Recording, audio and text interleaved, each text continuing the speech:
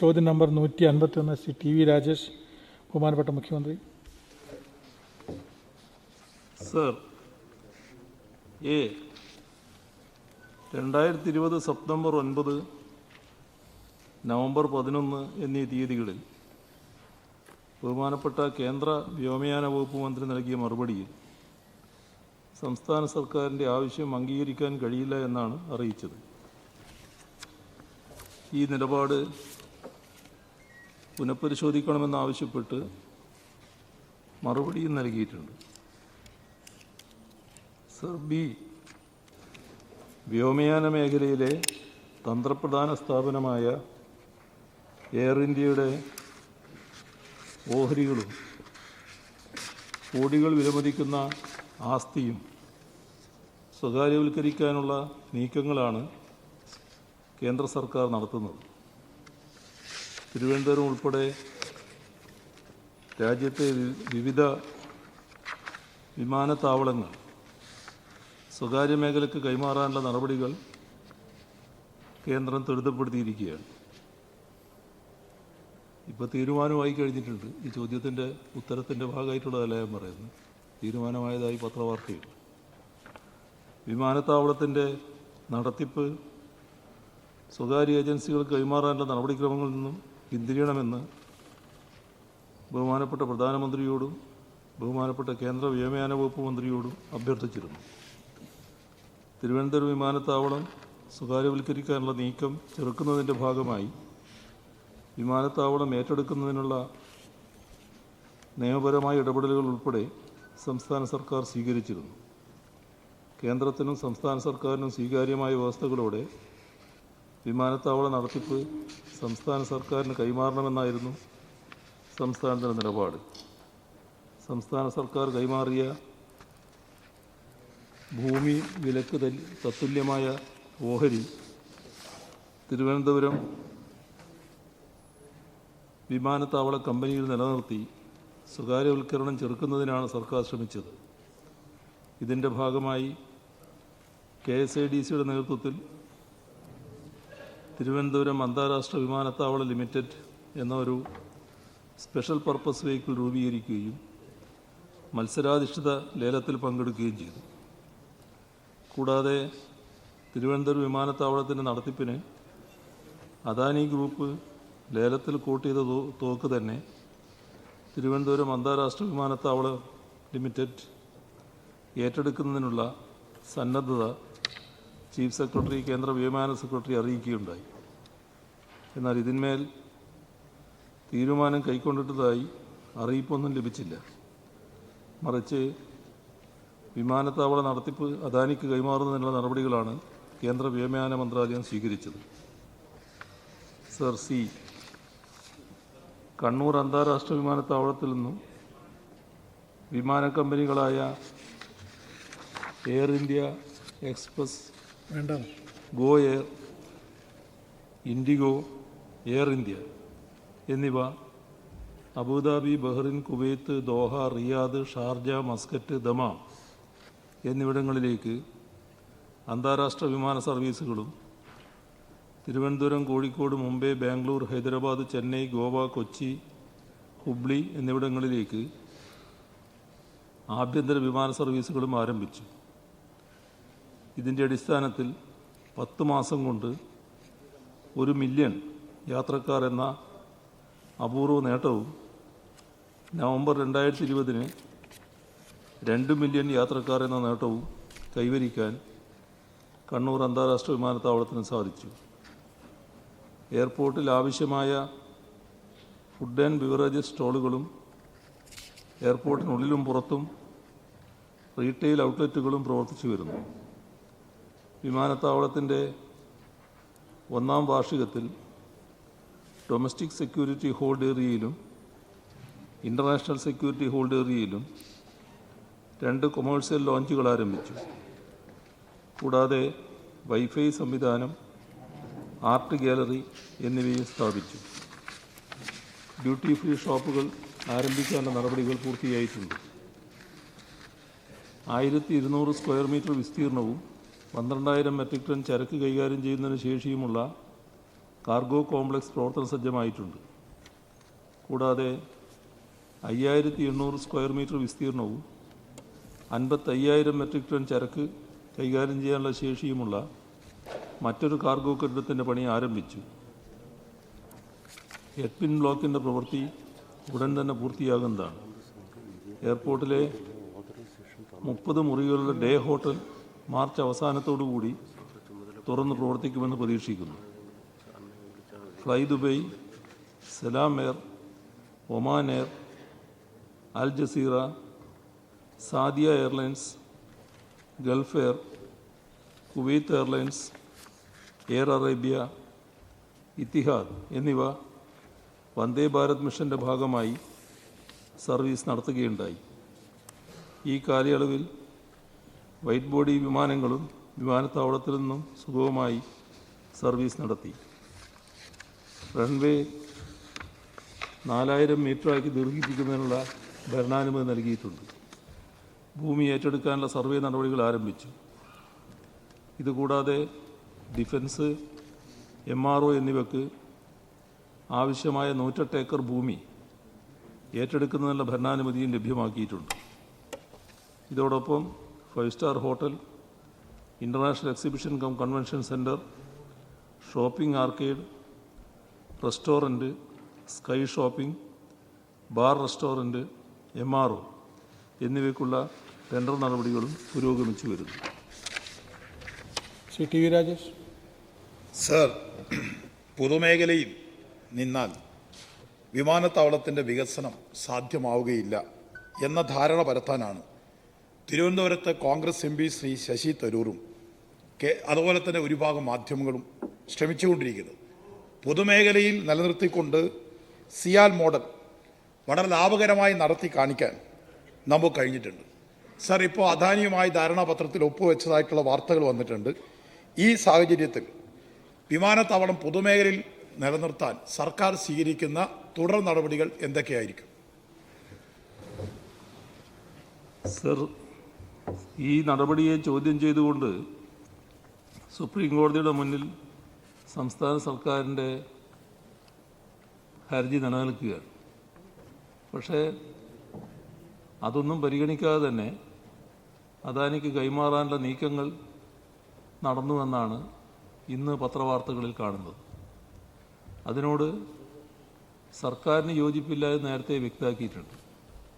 അപ്പോൾ അത് പൊതുമേഖലയിൽ തന്നെ നിലനിർത്തുന്നതിന് ഈ നിലപാടിൽ നിന്ന് കേന്ദ്രത്തെ പിന്തിരിപ്പിക്കുന്നതിന് എന്തെല്ലാം ചെയ്യാനാകുമോ അതൊക്കെ സംസ്ഥാന സർക്കാർ ചെയ്യുന്നതാണ്. Second question. ഈ കണ്ണൂർ എയർപോർട്ട് നമുക്ക് ഏറ്റവും കൂടുതൽ വികസന സാധ്യതയുള്ള ഒരു എയർപോർട്ടാണ്. ഒരുപക്ഷെ ഇന്ത്യയിൽ തന്നെ ഒരു ഇൻ്റർനാഷണൽ ഹബ്ബാക്കി മാറ്റാൻ കഴിയുന്ന എല്ലാ പ്രത്യേകതകളും ഉള്ള ഒരു എയർപോർട്ടാണ്. 4000 മീറ്ററാക്കി റൺവേ ദീർഘിപ്പിക്കുന്നതിനുള്ള നടപടി സ്വീകരിച്ചത് ഈ സർക്കാരാണ്. കഴിഞ്ഞ സർക്കാർ ഇതിൻ്റെ റൺവേയുടെ നീളം ദീർഘിപ്പിക്കാനുള്ള നടപടികൾക്ക് താല്പര്യമുണ്ടായിരുന്നില്ല.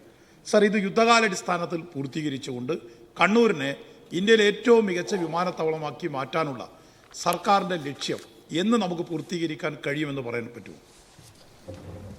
സർ, കണ്ണൂർ വിമാനത്താവളത്തിൻ്റെ പൂർണ്ണമായ വികസനത്തിന് കേന്ദ്ര സർക്കാരിൻ്റെയും വ്യോമയാന വകുപ്പിൻ്റെയും സഹകരണം ഒഴിച്ചുകൂടാത്തതാണ്. ഇപ്പോൾ അതിൻ്റെ ശേഷി മുഴുവനായി ഉപയോഗിക്കാനാവുന്നില്ല. നമ്മുടെ സംസ്ഥാനത്തേക്ക് വിദേശത്തുള്ള മലയാളികൾക്ക് ധാരാളം വരേണ്ടതായിട്ടുണ്ട്. കണ്ണൂർ എയർപോർട്ടിലേക്ക് ഇപ്പോൾ തന്നെ വരുന്നുണ്ട്. അപ്പോൾ അവിടെ സുഗമമായ യാത്രാ സൗകര്യം വർദ്ധിക്കുന്നതിന് മറ്റ് എയർലൈൻസുകൾക്ക് കൂടി അനുമതി നൽകേണ്ടതായിട്ടുണ്ട്. എന്നാൽ അതിന് സന്നദ്ധമാകുന്ന നിലയല്ല കേന്ദ്ര ഗവൺമെൻറ്റും വ്യോമയാന വകുപ്പും ഇപ്പോൾ സ്വീകരിച്ചിട്ടുള്ളത്. അത് ഒട്ടേറെ പ്രയാസങ്ങൾ സൃഷ്ടിക്കുന്നുവെന്നതാണ് വസ്തുത. അപ്പോൾ അക്കാര്യത്തിൽ മാറ്റം വരണമെന്നും ഇതിന് സഹായകരമായ നിലപാട് സ്വീകരിക്കണമെന്നും ഏത് വിമാനത്തിനും ഇറങ്ങാൻ പറ്റാവുന്ന തരത്തിൽ ഇപ്പോൾ തന്നെ കണ്ണൂർ വിമാനത്താവളം സജ്ജമാണെന്നുള്ളതും ആവശ്യമായ വികസനം ലക്ഷ്യമിട്ടിട്ടുണ്ടെന്നും എല്ലാം കേന്ദ്ര ഗവൺമെൻറ്റിനെ നിരന്തരം അറിയിച്ചിട്ടുണ്ടെങ്കിലും വലിയ മാറ്റം അവരുടെ നിലപാടിൽ കാണുന്നില്ല. ശ്രീ എസ് ശർമ്മ. സർ, 20 മാസത്തിനിടയിൽ 7 വിമാനത്താവളങ്ങളാണ് അദാനിക്ക് കൈമാറുന്നത്. ഇതിന് ഇന്ത്യയുടെ ഒരു ഭാഗം മുറിച്ചു കൊടുക്കുന്നതിന് തുല്യമാണ്. ഇത്തരമൊരു നിന്ദ്യമായ നടപടി സ്വീകരിക്കുന്നതിനെതിരെ ഏറ്റവും ശരിയും ശക്തവുമായ നിലപാട് സംസ്ഥാന ഗവൺമെൻറ്റും സംസ്ഥാനത്തെ പൊതുരാഷ്ട്രീയ പാർട്ടികളും സ്വീകരിക്കുന്നുണ്ട്. സുപ്രീം കോടതിയുടെ മുമ്പിൽ ഗവൺമെൻറ് കൊടുത്തിരിക്കുന്ന കേസ് വിചാരണക്കെടുത്തിട്ടില്ല. സുപ്രീം കോടതിയുടെ മുമ്പിലിരിക്കുന്ന ഒരു പ്രശ്നത്തിൽ പോലും കോടതി എന്ത് വേണമെങ്കിലും ആലോചിച്ചോട്ടെ, ഇതൊന്നും കോർപ്പറേറ്റുകൾക്ക് ബാധകമല്ല എന്ന സ്ഥിതിഗതികൾ ഗുരുതരമായി വളർന്നു വരികയാണ്. കോടതിയുടെ നടപടി പോലും പരിഗണിക്കാതെ, വെയിറ്റ് ചെയ്യാതെ ഈ രൂപത്തിലേക്ക് ഒരുതരം പിടിച്ചുപറി സംഘം ഈ ഇന്ത്യയെ വെട്ടിവിഴുങ്ങാൻ ശ്രമിക്കുകയാണ്. ഇതിനെതിരായി ഉയർന്നു വരുന്ന പോരാട്ടത്തിൻ്റെ നേതൃത്വം എന്ന നിലയിൽ ഈ സംസ്ഥാനത്തിലെ ഗവൺമെൻറ് നിയമപരമായും ഭരണപരമായും ജനകീയ പോരാട്ടത്തിലൂടെയും നേതൃത്വം കൊടുക്കുന്നതിന് മുൻകൈ എടുക്കുന്നതിൽ സന്തോഷമുണ്ട്. തുടർ നടപടികൾ സ്വീകരിക്കുക. സർ, ഇവിടെ ബഹുമാനപ്പെട്ട അംഗം ചൂണ്ടിക്കാണിച്ചത് വളരെ ശരിയായ കാര്യമാണ്. നമ്മുടെ രാജ്യത്ത് സ്വകാര്യവൽക്കരണത്തിൻ്റെ വക്താക്കൾ ധാരാളമുണ്ട്. ആ സ്വകാര്യവൽക്കരണത്തിൻ്റെ വക്താക്കൾ പോലും നേരത്തെ സ്വീകരിച്ച നിലപാടുകളുണ്ട്. ഇത് അതിൽ നിന്നെല്ലാം വ്യത്യസ്തമായ തരത്തിലാണ് പോയിക്കൊണ്ടിരിക്കുന്നത്. ഇപ്പോൾ വിമാനത്താവളങ്ങൾ സ്വകാര്യവൽക്കരിക്കുന്ന കാര്യത്തിൽ തന്നെ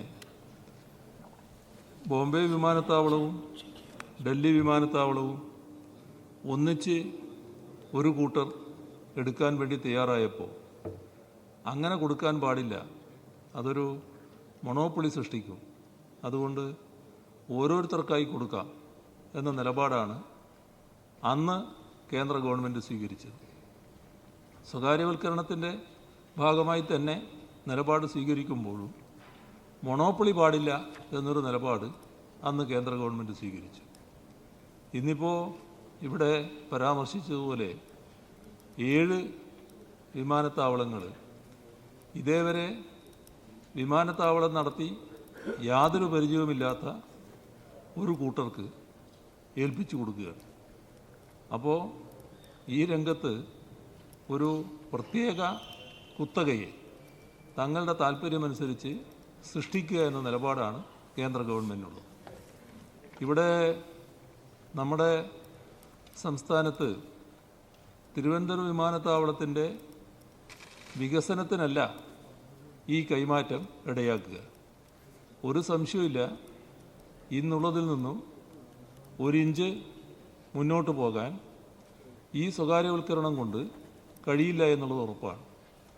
അതുകൊണ്ടാണ് ഇക്കാര്യത്തിൽ പിന്തിരിയണമെന്നും ഇത്തരം വിമാനത്താവളങ്ങൾ നടത്തി അനുഭവമുണ്ട് എന്നുള്ളത് മാത്രമല്ല, നല്ല രീതിയിൽ നടത്തി വിജയിപ്പിച്ച് തെളിയിച്ച സംസ്ഥാന സർക്കാരിന് അതിൻ്റെ അനുമതി നൽകണമെന്നും കേന്ദ്ര ഗവൺമെൻറ്റിനോട് നമ്മൾ ആവശ്യപ്പെട്ടു.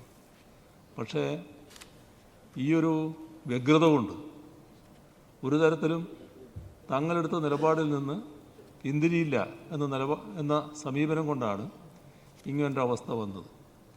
നേരത്തെ കേന്ദ്ര ഗവൺമെൻറ് സംസ്ഥാനത്തിന് നൽകിയ ഉറപ്പ് പോലും ഈയൊരു അമിതമായ അഭിനിവേശം കൊണ്ട് ലംഘിക്കുന്ന അവസ്ഥയാണ് വന്നിട്ടുള്ളത്. Shri V K Prashanth. Sir, ഇന്ത്യയിലെ തന്നെ ഏറ്റവും പൈതൃകമുള്ള വിമാനത്താവളങ്ങളിൽ ഒന്നാണ് തിരുവനന്തപുരം. അതുമാത്രമല്ല, നഗര കേന്ദ്രത്തിൽ സ്ഥിതി ചെയ്യുന്ന അപൂർവം വിമാനത്താവളങ്ങളിൽ ഒന്നുമാണ് തിരുവനന്തപുരം. എയർപോർട്ട് അതോറിറ്റി ഓഫ് ഇന്ത്യയുടെ നിയന്ത്രണത്തിലും കേന്ദ്ര സർക്കാരിൻ്റെ മേൽനോട്ടത്തിലുമാണ് ആ വിമാനത്താവളം ഇപ്പോൾ പ്രവർത്തിച്ച് മുന്നോട്ട് പോകുന്നത്. കഴിഞ്ഞ വർഷം ഈ വിമാനത്താവളം നേടിയിട്ടുള്ള വരുമാനത്തെ സംബന്ധിച്ച് വ്യക്തമാക്കാമോ? കേരള സർക്കാരിൻ്റെ എത്ര ഏക്കർ ഭൂമിയാണ് ഈ നിലയിൽ കച്ചവടം നടത്തുന്നതിന് വേണ്ടി ധാരണയായിട്ടുള്ളത് എന്ന് കൂടി വ്യക്തമാക്കാൻ കഴിയണം. കേന്ദ്ര ഇതിനാവശ്യമായ ഭൂമി നേരത്തെ തന്നെ സംസ്ഥാന സർക്കാർ എടുത്തു കൊടുത്തിട്ടുണ്ട്. പക്ഷേ അന്ന് തന്നെ അതുമായി ബന്ധപ്പെട്ട് ഇത് മറ്റേതെങ്കിലും തരത്തിൽ സ്വകാര്യവൽക്കരിക്കുന്നൊരു നിലയുണ്ടാവുകയാണെങ്കിൽ അത് നമ്മുടെ ഷെയറായി കണക്കാക്കണം. അത് നമുക്ക് ഇതുമായി ബന്ധപ്പെട്ട് അവകാശമുണ്ട്. അതുകൊണ്ട് തന്നെ അത് സ്വകാര്യവൽക്കരിക്കാൻ പാടില്ല എന്നൊക്കെയുള്ള നിലപാട് നേരത്തെ സംസ്ഥാന സർക്കാർ സ്വീകരിച്ചതാണ്. അതിൽ നിന്ന് വ്യത്യസ്തമായ സമീപനമാണ് ഇപ്പോൾ സ്വീകരിച്ചിട്ടുള്ളത്. ഇക്കാര്യത്തിൽ കേന്ദ്രത്തിന് ഭൂമി കൊടുത്തു കഴിഞ്ഞാൽ പിന്നെ എടുക്കുന്ന ഒരു സമീപനം, ആ ഭൂമി കൊടുത്ത സംസ്ഥാനത്തിന് യാതൊരു അവകാശവുമില്ല, തങ്ങൾക്ക് ഭൂമി കിട്ടി തങ്ങൾക്ക് ഇഷ്ടം പോലെ ചെയ്യാമെന്നൊരു നിലപാടാണ് കേന്ദ്ര ഗവൺമെൻറ് സ്വീകരിച്ചു വരുന്നത്. അതിനെതിരെയാണ് പല പൊതുമേഖലാ സ്ഥാപനങ്ങളുടെ കാര്യത്തിലും നാം ചോദ്യം ചെയ്യുന്നത്, നടപടികൾ സ്വീകരിച്ചു വരുന്നത്. ശ്രീ PT റഹീം. സർ, കണ്ണൂർ വിമാനത്താവളത്തിൻ്റെ 2 വർഷത്തെ പുരോഗതിയെ സംബന്ധിച്ച് അങ്ങ് ഇവിടെ സൂചിപ്പിക്കുകയുണ്ടായി. 2 വർഷത്തിനിടയിൽ വലിയ മുന്നേറ്റമാണ് ഉണ്ടായത്. ഭാവി പ്രവർത്തനങ്ങളെ സംബന്ധിച്ചും അങ്ങ് ഇവിടെ സൂചിപ്പിച്ചു. സർ, എനിക്ക് ചോദിക്കാനുള്ളത്, എന്നാൽ കോഴിക്കോട് വിമാനത്താവളം ഇപ്പോൾ അതിൻ്റെ പ്രവർത്തനം പരിമിതപ്പെട്ട് കിടക്കുകയാണ്. ഇവിടെ ഹജ്ജ് എംബാർക്കേഷൻ പോയിന്റ് വരെ ഇല്ലാതായ സ്ഥിതിയാണ്. ഏറ്റവും കൂടുതൽ ഹജ്ജ് തീർത്ഥാടകരുള്ള മലബാറിൽ നിന്നുള്ള തീർത്ഥാടകർക്ക് ഇത് വലിയ പ്രയാസം സൃഷ്ടിച്ചിരിക്കുന്നു. കോവിഡ് പശ്ചാത്തലത്തിൽ ഹാജിമാരെ താമസിപ്പിക്കുക എന്നുള്ളത് വലിയ വെല്ലുവിളിയാണ്. കോഴിക്കോട് ഹജ്ജ് ഹൗസിൽ എല്ലാ സൗകര്യങ്ങളുമുണ്ട്. ഈ വിഷയത്തിൽ സർക്കാർ എന്ത് തീരുമാനമാണ്, എന്ത് പ്രവർത്തനങ്ങളാണ് നടത്തിയിട്ടുള്ളത് എന്നറിയാൻ താല്പര്യമുണ്ട്. കോഴിക്കോട് വിമാനത്താവളം പ്രതിസന്ധി നേരിട്ട ഘട്ടങ്ങളിലെല്ലാം കേന്ദ്ര ഗവൺമെൻറ്റുമായും വ്യോമയാന വകുപ്പുമായും നിരന്തരം സംസ്ഥാന സർക്കാർ ബന്ധപ്പെട്ടിരുന്നു. അതിൻ്റെ ഭാഗമായി തന്നെ ആദ്യ നിലപാടുകളിൽ നിന്ന് മാറ്റങ്ങൾ ഉണ്ടാക്കാനും നമുക്ക് കഴിഞ്ഞിരുന്നു. ഇപ്പോൾ ഒടുവിൽ വന്ന പ്രശ്നമാണ് ബഹുമാനപ്പെട്ട അംഗം ചൂണ്ടിക്കാണിച്ചത്. അത് ഹജ്ജ് യാത്രയുമായി ബന്ധപ്പെട്ടതാണ്. ആ കാര്യത്തിലും കോഴിക്കോട് വിമാനത്താവളത്തിൽ നിലവിലുണ്ടായിരുന്ന സൗകര്യം നിലനിർത്തണം എന്ന് തന്നെയാണ് സംസ്ഥാന സർക്കാരിൻ്റെ നിലപാട്. അതുമായി ബന്ധപ്പെട്ട മറ്റ് ബന്ധപ്പെടലുകൾ നടന്നുകൊണ്ടിരിക്കുകയാണ്. ശ്രീ PT തോമസ്. സർ, അദാനിക്ക് തിരുവനന്തപുരം എയർപോർട്ട് കൈമാറുന്നതിനെതിരെ കഴിഞ്ഞ ഒക്ടോബറിൽ സംസ്ഥാന ഗവൺമെൻറ് ബഹുമാനപ്പെട്ട ഹൈക്കോടതിയെ സമീപിച്ചിരുന്നു. ആ കേസ് തള്ളിക്കൊണ്ട് ബഹുമാനപ്പെട്ട ഹൈക്കോടതി പറഞ്ഞത്, ടെൻഡർ നടപടിയിൽ സംസ്ഥാന ഗവൺമെൻറ് അദാനിയോടൊപ്പം പങ്കെടുക്കുകയും ടെൻഡർ കിട്ടാതെ വന്നപ്പോൾ അതിനെ ചോദ്യം ചെയ്യുകയും ചെയ്യുന്ന നടപടി നിലനിൽക്കുന്നതല്ല എന്ന് പറഞ്ഞാണ് തള്ളിയത്. എന്നാൽ പിന്നീട് സുപ്രീം കോടതിയിൽ പോകാൻ സംസ്ഥാന സർക്കാർ വൈകി. എയർപോർട്ട് എംപ്ലോയീസ് യൂണിയൻ ഈ ഗവൺമെൻറ് സുപ്രീം കോടതി പോകാത്തതിൽ പ്രതിഷേധിച്ച് എയർപോർട്ട് എംപ്ലോയീസ് യൂണിയൻ സുപ്രീം കോടതിയെ സമീപിച്ചു കഴിഞ്ഞാണ് സംസ്ഥാന സർക്കാർ സുപ്രീം കോടതിയെ സമീപിക്കുന്നത്. ഇതിനകത്ത് നടന്നിരിക്കുന്ന വലിയൊരു മറിമായമുണ്ട്. വളരെ പ്രശസ്തമായ ലോ സ്ഥാപനമാണ് സിറിൽ അമർചന്ദ് മംഗൾദാസ് എന്ന് പറയുന്ന സ്ഥാപനം. ഈ സ്ഥാപനത്തിനാണ് സംസ്ഥാന ഗവൺമെൻറ് അദാനിയുമായുള്ള ഈ എയർപോർട്ട് കൈമാറ്റത്തിനെതിരെ കേന്ദ്ര ഗവൺമെൻറ്റിനെ കേസ് കൊടുക്കാൻ ചുമതലപ്പെടുത്തിയിരുന്നത്. ഇതിലെ സിറിൽ എന്ന് പറയുന്ന സിറിൽ അമർചന്ദ് മംഗൾദാസിലെ സിറിലിൻ്റെ മകളുടെ ഭർത്താവാണ് അദാനിയുടെ മകൻ. 55 ലക്ഷം രൂപ ഈ കേസ് നടത്തിപ്പിന് ഈ ലോ സ്ഥാപനത്തിന് സർക്കാർ നൽകുകയും ചെയ്തു. ഇതിൻ്റെ അകത്തൊരു തിരിമറിയോ അട്ടിമറിയോ നടന്നിട്ടുണ്ടോ, ഒരു ഗൂഢാലോചന നടന്നിട്ടുണ്ടോ, ഇതിനെ സംബന്ധിച്ച് ഗവൺമെൻറ് നിലപാട് എന്താണ് എന്ന് വ്യക്തമാക്കുമോ? ഇതുമായി ബന്ധപ്പെട്ട് ബഹുമാനപ്പെട്ട അംഗത്തിനൊഴികെ മറ്റെല്ലാവർക്കും വ്യക്തതയുള്ളതാണ്. നമ്മുടെ സംസ്ഥാനത്ത് ഈ കാര്യത്തിൽ സംസ്ഥാന സർക്കാർ തുടക്കം മുതൽ സ്വീകരിച്ചു വരുന്ന സമീപനമുണ്ട്. ആ സമീപനം ഈ എയർപോർട്ട് സ്വകാര്യവൽക്കരിക്കാൻ പാടില്ല എന്നുള്ളതും സംസ്ഥാന സർക്കാരിന് ലഭ്യമാകണമെന്നുള്ളതുമാണ്. സംസ്ഥാന സർക്കാർ അതുമായി ബന്ധപ്പെട്ട് നിരന്തരം ആവശ്യങ്ങൾ ഉന്നയിച്ച് നിൽക്കുമ്പോഴാണ് ഇത്തരമൊരു നടപടിയിലേക്ക് കേന്ദ്ര ഗവൺമെൻറ് കടന്നത്. സ്വാഭാവികമായും അത് സംസ്ഥാന സർക്കാരിനെ ഏൽപ്പിക്കണമെന്ന ആവശ്യമാണ് ആദ്യം ഉന്നയിക്കുന്നത്. ആ ഉന്നയിച്ച ആവശ്യത്തോട് അനുകൂലമായി പ്രതികരിക്കാൻ കേന്ദ്ര സർക്കാർ തയ്യാറാകുന്നില്ല. ആ ഘട്ടത്തിലാണ് അതുമായി ബന്ധപ്പെട്ട് ടെൻഡറിൽ പങ്കെടുക്കേണ്ട ഒരു നിർബന്ധിത സാഹചര്യം ഉണ്ടാകുന്നത്. ടെൻഡറിലൂടെ തീരുമാനങ്ങൾ വന്നാൽ നിങ്ങൾ ടെൻഡറിൽ പങ്കെടുത്തിരുന്നില്ലാലോ എന്ന് വേണമെങ്കിൽ ചോദിക്കായിരുന്നു. അതുകൊണ്ടാണ് ടെൻഡറിൽ പങ്കെടുക്കേണ്ട ഒരു നിർബന്ധ സാഹചര്യം ഉണ്ടായത്. അതുമായി ബന്ധപ്പെട്ട് ഹൈക്കോടതിയിൽ കേസിന് പോയപ്പോൾ ബഹുമാനപ്പെട്ട ഹൈക്കോടതി ഒരു നിലപാട് സ്വീകരിച്ചിട്ടുണ്ട്. ആ നിലപാട് ശരിയല്ല എന്നതാണ് സർക്കാരിൻ്റെ അഭിപ്രായം. അതുകൊണ്ടാണ് സുപ്രീം കോടതിയിലേക്ക് പോയിട്ടുള്ളത്. ഇതുമായി ബന്ധപ്പെട്ട് സംസ്ഥാന സർക്കാർ ഏർപ്പെടുത്തിയിട്ടുള്ള എല്ലാ നിയമസഹായ സംവിധാനങ്ങളും വളരെ ഫലപ്രദമായി പ്രവർത്തിക്കുന്നവരാണ്. ഏതെങ്കിലും തരത്തിലുള്ള ദുസ്വാധീനത്തിന് വഴങ്ങുന്നവരാണ് എന്നത് ഒരു ഘട്ടത്തിലും ആക്ഷേപമായി ഉയരുന്നൊരു കാര്യമല്ല. അത്രയും പ്രശസ്തരായ കൂട്ടരെയാണ് ഇതിനെല്ലാം ഏൽപ്പിച്ചിട്ടുള്ളത്. ശ്രീ സജി ചെറിയാൻ. ഈ സ്വകാര്യവൽക്കരണത്തിനെതിരായിട്ടുള്ള ഈ ഗവൺമെൻറ്റിൻ്റെ നിലപാട് കേരളമാകെ അംഗീകരിച്ചു കഴിഞ്ഞിരിക്കുകയാണ്. സർ, എൻ്റെ ചോദ്യം, എയർപോർട്ട് വികസനത്തിൽ സംസ്ഥാന ഗവൺമെൻറ് മാതൃകാപരമായി പ്രവർത്തിക്കുന്ന ഘട്ടമാണ്. ശബരിമലയുമായി ബന്ധപ്പെട്ട് ഒരു എയർപോർട്ട് നിർമ്മിക്കുന്നതിനെ പറ്റി ഒരു തീരുമാനം ഗവൺമെൻറ് എടുത്ത് മുന്നോട്ട് പോകുന്നുണ്ട്. അതിൻ്റെ നിലവിലെ സ്ഥിതിഗതികൾ എന്താണെന്ന് പറയാൻ കഴിയും? ുമായി ബന്ധപ്പെട്ട് എയർപോർട്ട് നിർമ്മാണത്തിൻ്റെ കാര്യത്തിൽ ആവശ്യമായ നടപടികൾ തുറന്നു വരികയാണ്. അതിന് സ്പെഷ്യൽ ഓഫീസറെ നിശ്ചയിച്ചിട്ടുണ്ട്. തുടർ നടപടികൾ എടുത്തു വരികയാണ്. Shri T V Ibrahim. Thiruvananthapuram airport പൊതുമേഖലയിൽ നിലനിർത്തുന്നതിന് വേണ്ടിയിട്ടുള്ള ശ്രമങ്ങളെക്കുറിച്ചുള്ള ചർച്ചയാണ് നടന്നുകൊണ്ടിരിക്കുന്നത്. എന്നാൽ ഇന്ന് കേരളത്തിൽ പൊതുമേഖലയിലുള്ള ഏക എയർപോർട്ടാണ് കാലിക്കറ്റ് എയർപോർട്ട്. ഈ കാലിക്കറ്റ് എയർപോർട്ടിനോട് കേന്ദ്ര സർക്കാർ എന്നും ചിറ്റമ്മ നയമാണ് അനുഷ്ഠിച്ചുകൊണ്ടിരിക്കുന്നത്. എന്നാൽ ഈ സംസ്ഥാന ഗവൺമെൻറ് പോലും കാലിക്കറ്റ് എയർപോർട്ടിന് ഇന്നേ വരെ ഒരു സപ്പോർട്ട് നൽകിയിട്ടില്ല എന്നുള്ളത് വളരെ വ്യക്തമായി പറയാൻ കഴിയും. ഈ കഴിഞ്ഞ ഹജ്ജ് വേളയിൽ ഇവിടെ PT റഹീം ചോദിച്ചു, ഹജ്ജ് എംബാർക്കേഷൻ പോയിന്റ് ഇപ്പോഴും കാലിക്കറ്റ് എയർപോർട്ടിൽ തിരിച്ചു കിട്ടില്ല. 80% ഹജ്ജ് യാത്രക്കാരും മലബാറിൽ നിന്നുള്ളവരാണ്. അവരാശ്രയിക്കുന്ന എയർപോർട്ടാണ് കാലിക്കറ്റ് എയർപോർട്ട്. ആ എയർപോർട്ടിലേക്കുള്ള ഒന്ന് എംബാർക്കേഷൻ പോയിന്റ് ഇതുവരെ തിരിച്ചു കിട്ടിയിട്ടില്ല. സംസ്ഥാന ഗവൺമെൻറ് ആ കാര്യത്തിൽ എന്ത് നടപടിയാണ് എടുത്തതെന്ന് അറിഞ്ഞുകൂടാ. പക്ഷേ ഈ എയർപോർട്ടിലേക്കുള്ള UDF ഗവൺമെൻറ് ഭരിക്കുന്ന എല്ലാ സമയത്തും എല്ലാ ഹജ്ജ് വേളയിലും അങ്ങോട്ടുള്ള എല്ലാ റോഡുകൾ നന്നാക്കുന്നതിന് വേണ്ടി ഫണ്ട് വെക്കാറുണ്ടായിരുന്നു. എന്നാൽ ഒരു വർഷം കഴിഞ്ഞ ഹജ്ജ് വേളയിൽ അവിടെ ഹജ്ജ് എംബാർക്കേഷൻ പോയിന്റ് ഉള്ള സമയത്ത് പോലും അങ്ങോട്ടുള്ള ഒരു റോഡ് നന്നാക്കുന്നതിന് വേണ്ടി ഫണ്ട് തന്നില്ല.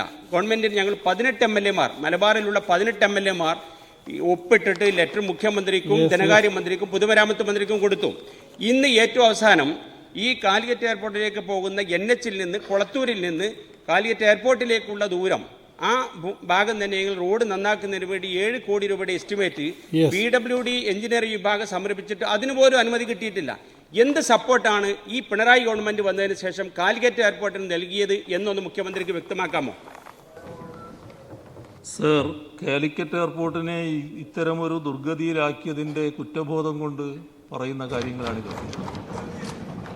അവിടെ വികസനവുമായി ബന്ധപ്പെട്ട ഒരുപാട് കാര്യങ്ങൾ നേരത്തെ നിർദ്ദേശങ്ങളായി വന്നിരുന്നു. അപ്പോൾ അതിനെതിരെ പ്രക്ഷോഭവും ഞങ്ങൾ ഒരു തരത്തിലുള്ള വികസനത്തിനും അനുകൂലമായി നിൽക്കില്ല എന്നും ആളുകളെ സംഘടിപ്പിക്കലും ഭൂമി കൊടുക്കാൻ തയ്യാറാകില്ല എന്നും ഒക്കെയുള്ള നിലപാട് സ്വീകരിച്ചത് ആരായിരുന്നു എന്നുള്ളത് ഓർക്കുന്നത് നല്ലതാണ്.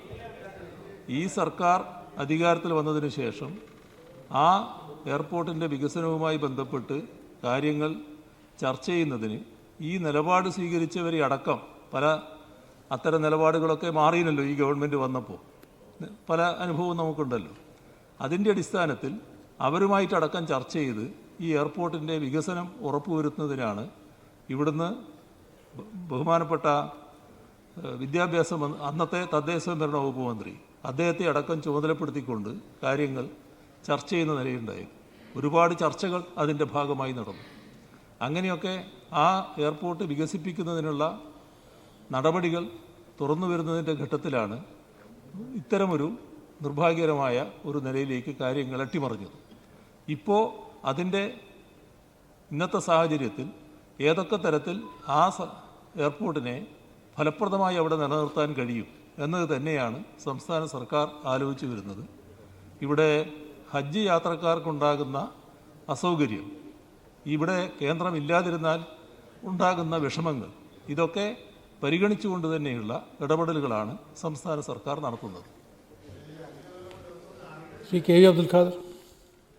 സാറേ, ഈ കേരളത്തിലെ വിമാനത്താവളങ്ങൾ കണ്ണൂർ, കോഴിക്കോട്, കൊച്ചി, തിരുവനന്തപുരം, ഈ വിമാനത്താവളങ്ങളെ ബന്ധപ്പെടുത്തി ചെറിയ വിമാനങ്ങൾ, ഹെലികോപ്റ്ററുകൾ, ഇവയുടെ ഒരു ആഭ്യന്തര സർവീസ് നടത്തേണ്ടത് യഥാർത്ഥത്തിൽ ഈ കാലഘട്ടത്തിൻ്റെ ആവശ്യമാണ്.